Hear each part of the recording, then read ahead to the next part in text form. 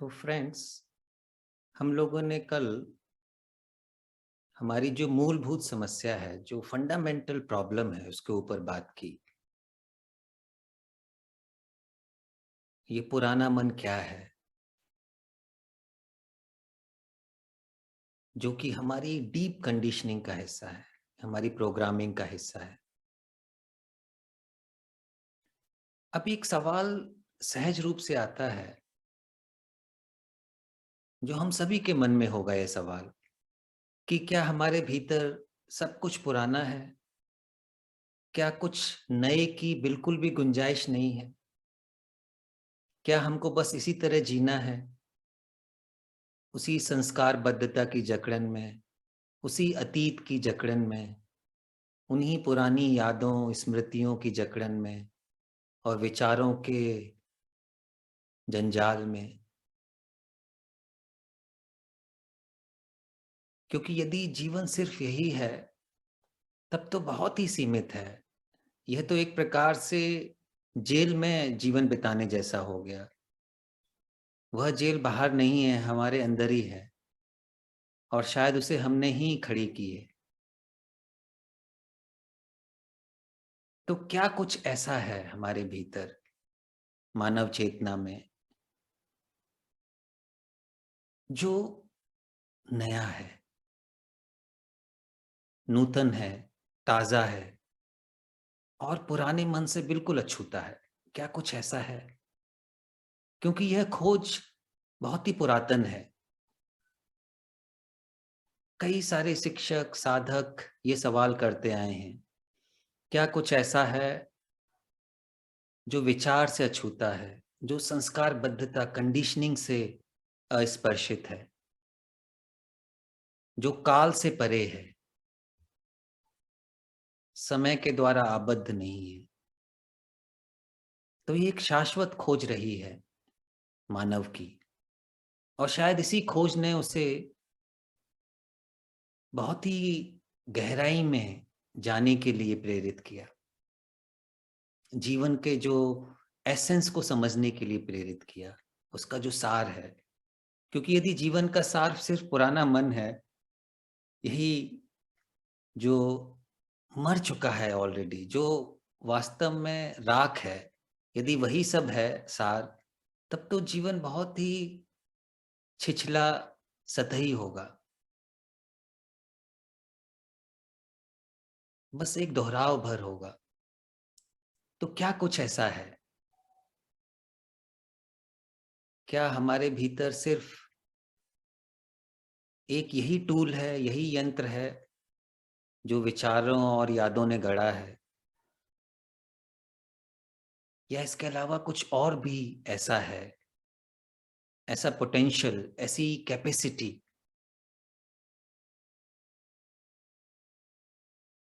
जो इस पुराने मन से अछूती है? वह क्या है, और इसका पता हम कैसे लगाएंगे? क्योंकि यदि हम पुराने मन से इसका पता लगाएंगे, तो उस पुराने मन के दायरे में ही रहेंगे। हम नए आयाम का पता पुराने आयाम से नहीं लगा सकते हैं।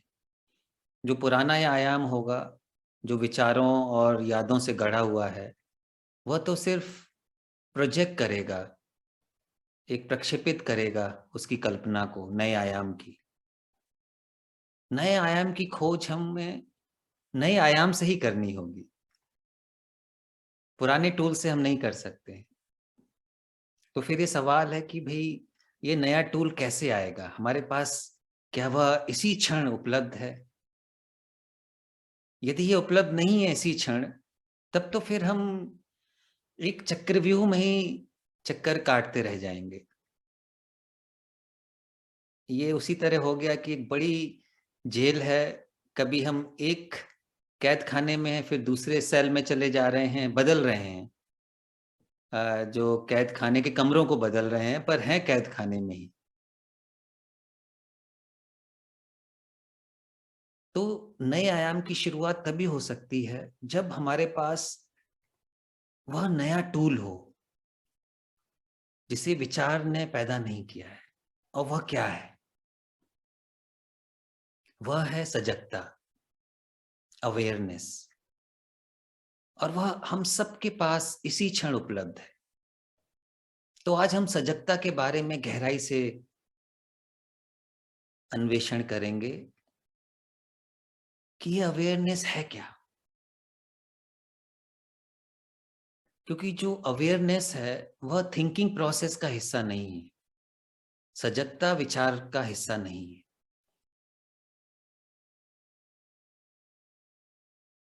जो कुछ भी विचार ने पैदा किया है वह सजगता के दायरे में नहीं है।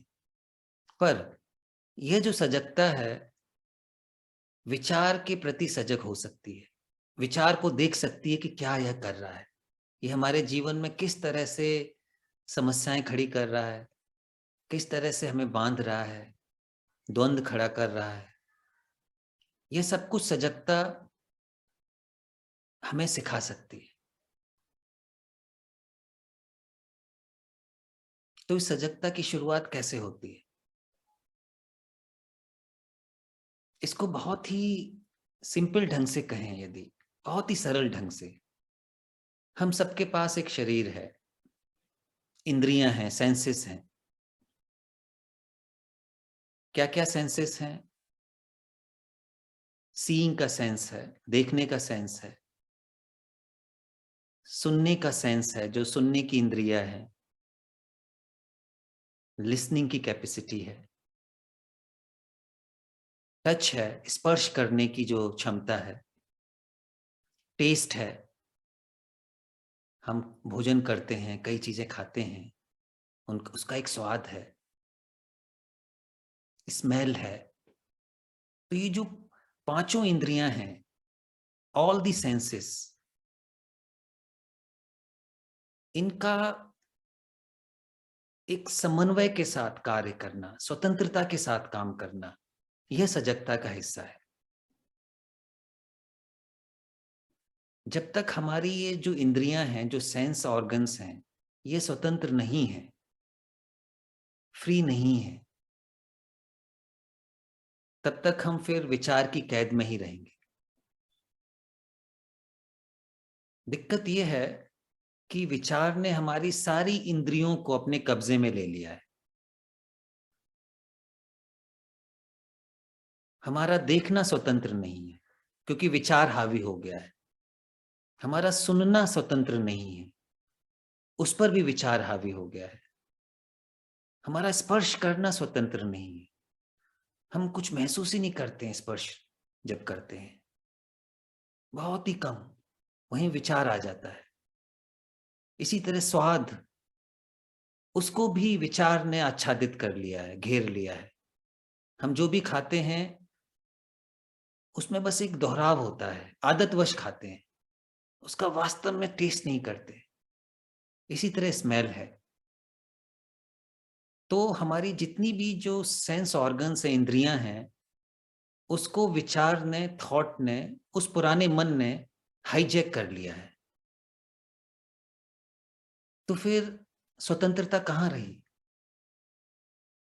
जब थॉट डोमिनेट कर रहा है हमारे पूरी मन को, पूरी चेतना को, सारी इंद्रियों को, तो फिर कहीं कोई फ्रीडम नहीं रही।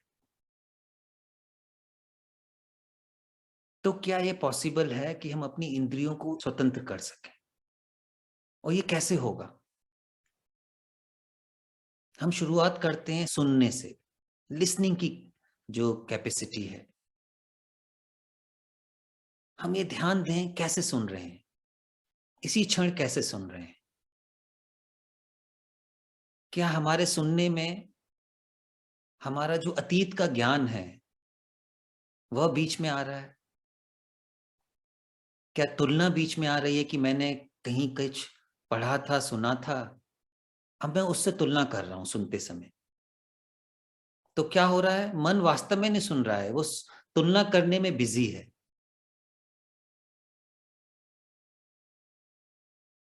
या मैं कुछ अपेक्षा कर रहा हूं, एक्सपेक्टेशन है, तब मेरा सुनना बाधित हो जा रहा है। तो आप देखेंगे कि विचार की कोई भी गतिविधि सुनने को रोक देती है। क्या इसके प्रति हम सजग हो सकते हैं? जैसे ही विचार हमारे सुनने के बीच में आ रहा है, उसको घेर ले रहा है, एक दीवार बन जा रहा है, उसी क्षण क्या हम सजग हो सकते हैं?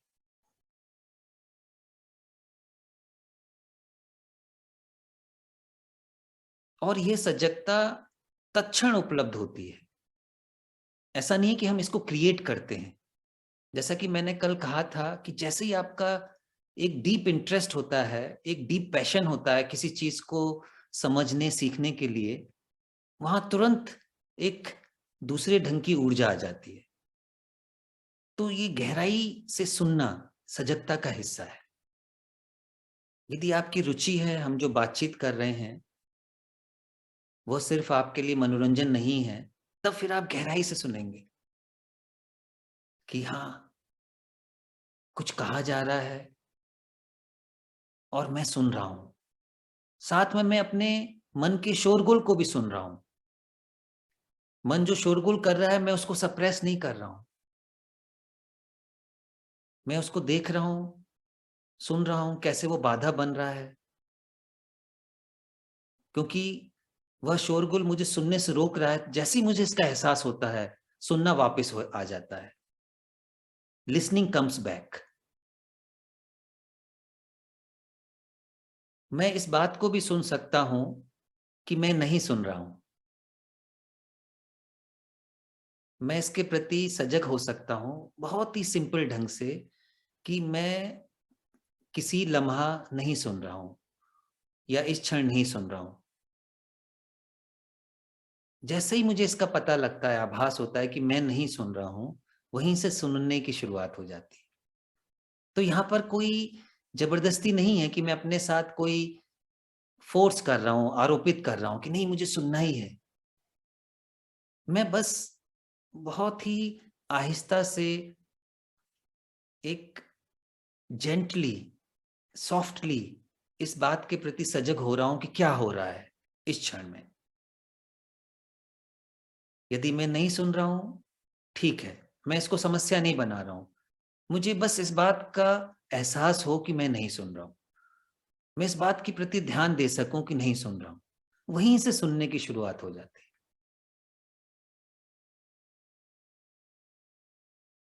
तो सुनना एक गहरी सजगता है। तो आप ये प्रयोग कर सकते हैं इसी क्षण कि कैसे आप सुन रहे हैं। क्या सिर्फ बौद्धिक मन से सुन रहे हैं, इंटेलेक्ट से सुन रहे हैं, जो अपनी नॉलेज से सुन रहा है, कंपेयर कर रहा है, नापतोल कर रहा है? तो आप इस सबको देख सकते हैं, इसके प्रति सजग हो सकते हैं। या आप अपनी सारी इंद्रियों से सुन रहे हैं, अपने पूरे अस्तित्व से सुन रहे हैं, हृदय से सुन रहे हैं। तब सिर्फ एक चीज सक्रिय नहीं है सुनने में, आपका ब्रेन सक्रिय नहीं है, आपका पूरा बीइंग उपस्थित है। तब सुनने में कोई डिवीजन नहीं है, कोई फ्रेगमेंटेशन नहीं है, कोई बिखराव नहीं है। और इस सुनने के लिए एक गहरे स्नेह की जरूरत होती है, एक गहरा प्यार। बिना उस स्नेह और प्रेम के आप नहीं सुन पाएंगे। वह गहरा स्नेह, जिस विषय का हम अन्वेषण कर रहे हैं, जिस चीज को एक्सप्लोर कर रहे हैं, उसके प्रति, अपने प्रति, और जिसको हम सुन रहे हैं उसके प्रति। एक्चुअली हम सिर्फ स्नेह के वातावरण में ही पूर्ण रूप से सुन पाते हैं। यदि गहरे स्नेह का वातावरण नहीं है, प्रेम का वातावरण नहीं है, तो हमारा सुनना सीमित होगा, सतही होगा। वो अपेक्षाओं से, प्रतिरोध से भरा होगा, फिर वो सुनना नहीं होगा। तो आप अपने आप से पूछिए, क्या मैं पूरे प्रेम के साथ, स्नेह के साथ सुन सकता हूं? तब ये जो सुनना है, अपने आप में एक गहरी सजगता होगी और यह आपको बता देगी कि जो कहा जा रहा है उसमें कितनी सच्चाई है और उसमें कितना झूठ है। वह सुनना ही इस बात को प्रकट कर देगा कि उसमें कितना सत्य है, कितना असत्य है। ऐसा नहीं है कि आपको स्वीकार कर लेना है जो भी कहा जा रहा है या उसको अस्वीकार कर देना है। यह सुनना स्वीकार और अस्वीकार से ही परे चला गया। इस सुनने में तत्क्षण एक बोध होगा कि ये वास्तव में जो कहा जा रहा है इसमें कितनी प्योरिटी है, शुद्धता है।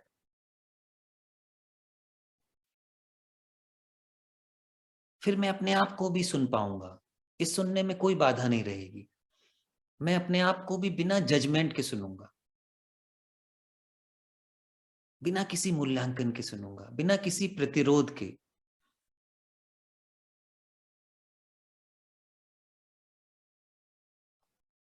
क्योंकि सुनने में जो कि सजगता है, जो गहरी बाधा है, वह है सबसे पहले तो एक जो प्रतिरोध आता है, रेजिस्टेंस होता है, वो है। अभी रेजिस्टेंस क्यों आता है? क्योंकि मैंने एक छवि बनाई हुई है, एक अपेक्षा मैंने क्रिएट की हुई है। मुझे क्या पसंद है, क्या पसंद नहीं है, इसके बारे में उससे मैं भरा हुआ हूं। तो मुझे जो पसंद नहीं उसके प्रति प्रतिरोध होगा, रेजिस्टेंस होगा। और जब मैं प्रतिरोध होगा तो मैं प्रतिक्रिया करूंगा, रिएक्ट करूंगा। वो रिएक्शन होगा किसी चीज को चुनने में, किसी चीज को पसंद करने में, किसी चीज को नापसंद करने में।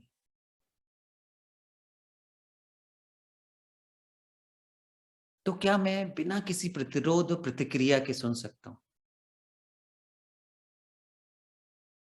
बिना विचार की गतिविधि के सुन सकता हूं, बिना विचार के शोरगुल के, बिना यादों के शोरगुल के। और यदि यादों का शोरगुल उठ रहा है तो उसको मैं तत्क्षण सुनकर वहीं पर समाप्त हो सकता है क्या? बिना किसी सप्रेशन के।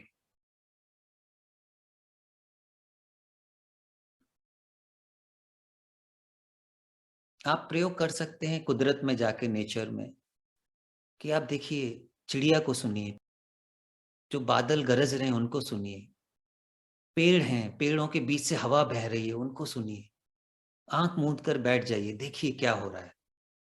गहराई से देखिए क्या सुनना हो रहा है। यदि सुनना नहीं हो रहा है तो क्या हो रहा है, क्या शोरगुल है, उसको सुनिए। मन के भीतर जो शोरगुल उठ रहा है। एक भीड़ वाले क्षेत्र में भी जा सकते हैं कि वहां क्या हो रहा है। जब भीड़ का जो शोरगुल होता है वो मेरे अंदर क्या प्रतिक्रिया पैदा कर रहा है। तो कई प्रयोग कर सकते हैं आप। जब मैं अपने दोस्त को सुन रहा हूं, क्या मैं कुछ क्षणों के लिए बिल्कुल शांत हो सकता हूं, कोई प्रतिक्रिया नहीं करूं, उसको पूरा स्पेस दूं जो दूसरा कह रहा है, बिना किसी अपेक्षा के। जो अपेक्षा है बड़ी बाधा है सुनने में। आप ये प्रयोग करिए, बिना किसी एक्सपेक्टेशन के सुन सकते हैं। अपने पार्टनर को या अपने किसी और रिलेटिव को या अपने दोस्त को ये प्रयोग करके देखिए। और फिर धीरे धीरे आप अपने अंदर आ सकते हैं कि मेरे अंदर जो भी इच्छाएं हैं, कामनाएं हैं, मेरी जो महत्वाकांक्षाएं हैं, इसको मैं कैसे सुन रहा हूं। इसको आप सुनिए। तुरंत जज मत करने लग जाइए कि ये नहीं होना चाहिए या होना चाहिए।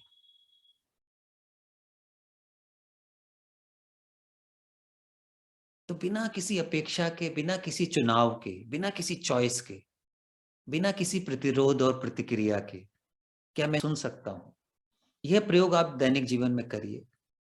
भले ही 5 मिनट के लिए, 10 मिनट के लिए कॉन्शियसली करिए, मैं ये कहूंगा।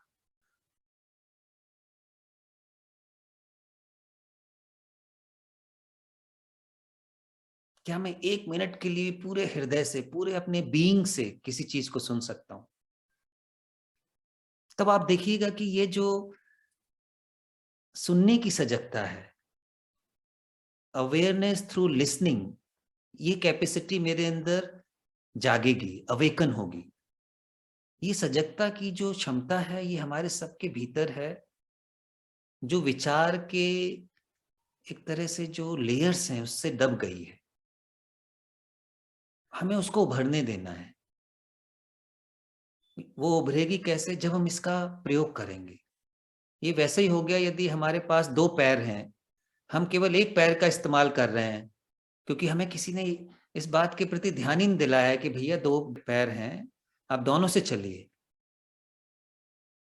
जब आप किसी एक अंग को इस्तेमाल करना छोड़ देते हैं, तो भूल जाते हैं।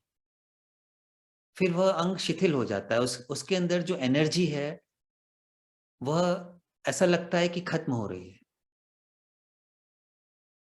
पर जैसे ही आप अपने को रिमाइंड करते हैं, उसको प्रयोग करने लगते हैं, उस क्षमता को जो आपके अंदर सहज रूप से है, तो देखिएगा वो अवेकन होने लगती है।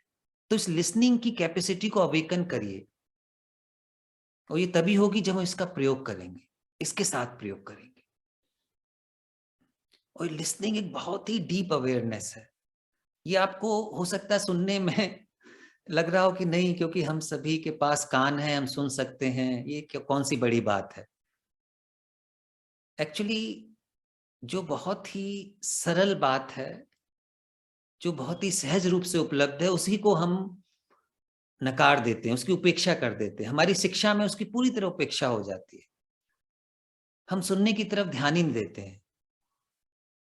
पर ये सुनना एक गहरे बोध की शुरुआत हो सकती है, एक गहरी संवेदनशीलता की शुरुआत हो सकती है, एक गहरी हीलिंग, जिसे कहते हैं ना, निरोग होने की शुरुआत हो सकती है।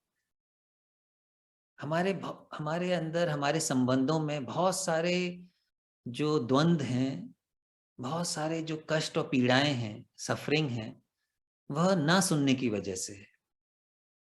हम ना दूसरे को सुनते हैं, ना खुद को सुनते हैं, स्पेस ही नहीं देते हैं। इस सुनने के लिए इनर स्पेस की जरूरत है, एक अवकाश की जरूरत है, एक विश्राम की जरूरत है, साइलेंस की जरूरत है।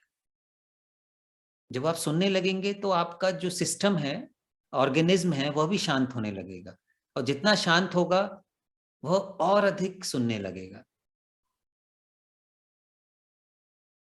सबसे पहले तो इस बात का एहसास होना गहराई से कि मेरे जीवन में, दैनिक जीवन में सुनना नहीं हो पा रहा है, क्योंकि इसका हमें एहसास ही नहीं होता है ज्यादातर लोगों को, क्योंकि हम इसको टेकन फॉर ग्रांटेड ले रहे हैं। एक्चुअली हम सिर्फ प्रतिक्रिया कर रहे हैं अपने पुराने मन से, विचार से, अपनी अपेक्षाओं से। हम दूसरे व्यक्ति को वास्तव में नहीं सुनते हैं, हम इंतजार करते हैं कि दूसरा कब बोलना बंद करे और मैं बोलना शुरू करूं। यही हो रहा है सारे समाज में, कहीं भी देख लीजिए। क्योंकि इस सुनने की जो गुणवत्ता है, सुनने की जो अद्भुत ऊर्जा है, उसके बारे में किसी ने बात ही नहीं की है। आप देखिएगा इवन दर्शन में भी, अध्यात्म में भी, कहीं भी इसकी बात बहुत कम है, क्योंकि हम ये मान के चलते हैं कि सुनना तो बड़ी सतही चीज है, ये तो हम कर ही रहे हैं, पर वास्तव में कोई नहीं कर रहा है। ये एक बड़ी दुर्घटना है, बड़ी त्रासदी है। तो सबसे पहले जब हम ये प्रश्न रखते हैं कि सुनना नहीं हो पा रहा है, क्या मैं वास्तव में सुन रहा हूं, ये सवाल जैसे ही हमारी चेतना में ड्रॉप होता है, देखिए इस वार्ता के द्वारा मैंने ये प्रश्न हम सबकी चेतना में एक तरह से ड्रॉप किया। तो ये प्रश्न बड़ा महत्वपूर्ण है कि सुनना क्या है, क्या मैं वास्तव में सुन रहा हूं। तब मैं अपने भीतर बड़ी ईमानदारी से झांकता हूं, और मुझे पता लगता है कि नहीं, मैं नहीं सुन रहा हूं। ये एक बहुत ही महत्वपूर्ण स्टेप है, यह पता लगना कि मैं नहीं सुन रहा हूं वास्तव में। अब यहां से फिर सवाल की जो गहरी यात्रा शुरू होती है, एक्सप्लोरेशन की, कि मैं क्यों नहीं सुन रहा हूं। क्या मैं इसलिए नहीं सुन रहा हूं कि मैं सिर्फ अपनी अपेक्षाओं से भरा हुआ हूं, मेरे कुछ मोटिव हैं, मुझे बस उन्हें पूरे करने हैं, मुझे कहीं पहुंचना है, कहीं कुछ हासिल करना है, तो मैं एक एजेंडा से दूसरे एजेंडा के बीच में भाग रहा हूं।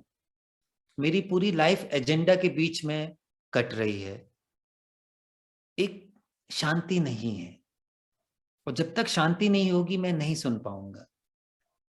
जब तक मेरा मन सिर्फ उस एजेंडा से भरा रहेगा कि नहीं, मुझे कुछ बस कैसे भी एक गोल है उसको हासिल करना है, तब मेरे अंदर कोई स्पेस नहीं होगा। तो इसीलिए ये जो एक सवाल है, मैं क्यों नहीं सुन रहा हूँ, आपको अपने पूरे जीवन को देखने में मदद करेगा। क्योंकि देखिए, ये जो सुनना है, जो गहरी सजगता है, ये हमारे पूरे जीवन से जुड़ी हुई है। ये कोई एकांगी सवाल नहीं है। हर सवाल जीवन के पूरे सवाल से जुड़ा हुआ है, संपूर्ण से जुड़ा हुआ है। मुझे देखना होगा कि मैं क्यों इतना भाग रहा हूँ? क्यों मेरे जीवन में इतनी दौड़ है? हो सकता है कि वह सारे काम जो मैं करना चाहता हूँ, वह सुचारू ढंग से हो जाएँ, प्रॉपर्ली हो जाएँगे, पर मेरे अंदर एक तरह का रेस्टलेसनेस है। क्योंकि ये मेरी कंडीशनिंग है कि बिना रेस्टलेस हुए, बिना एंग्ज़ायटी के मैं कोई काम ही नहीं कर सकता हूँ। ये बड़ी डीप कंडीशनिंग हो गई है कि ये बिना परेशान हुए मैं कोई काम नहीं कर सकता हूँ। पर ऐसा क्यों है? हो सकता है मैं बड़े शांत भाव से, बहुत ही सहज रूप से, बिना रेस्टलेस हुए उसी काम को और अधिक कुशलता से कर पाऊँ मैं। तो मेरे अंदर एक पॉज़ आ सकता है, एक ठहराव, क्योंकि मैं वास्तव में यदि मुझे अपने आप से मैं पूछूँगा कि मैं जीवन क्यों जी रहा हूँ? क्या उद्देश्य है मेरे जीवन का? सिर्फ़ ज़्यादा से ज़्यादा धन कमाना, संसाधन जुटाना, चीज़ों को इकट्ठा करना, उसी एम्बिशन में भागते रहना, फिर तो ये विचार की दौड़ हो गई, ये मैं की दौड़ हो गई। तब मैं वास्तव में जीवन को नहीं जी रहा हूँ, उपस्थित नहीं हूँ मैं, कहीं भी उपस्थित नहीं हूँ। सुनने के लिए उपस्थित होना ज़रूरी है और मैं तभी प्रेज़ेंट होऊँगा जब मन में एक शांति हो। तो जैसे ही आप इस सवाल के साथ जीना शुरू करते हैं कि मैं क्यों नहीं सुन पा रहा हूँ, वहीं से सुनने की शुरुआत हो जाती है। तब फिर आप अपने पूरे जीवन को देखना शुरू करते हैं, उसको व्यवस्थित करना शुरू करते हैं, हर चीज़ को एक प्रॉपर स्थान देना। सिर्फ़ पुराने मन को ही नहीं, जो हर जगह छाया हुआ है। केवल विचार की गतिविधि नहीं, जो हर जगह छाई हुई है।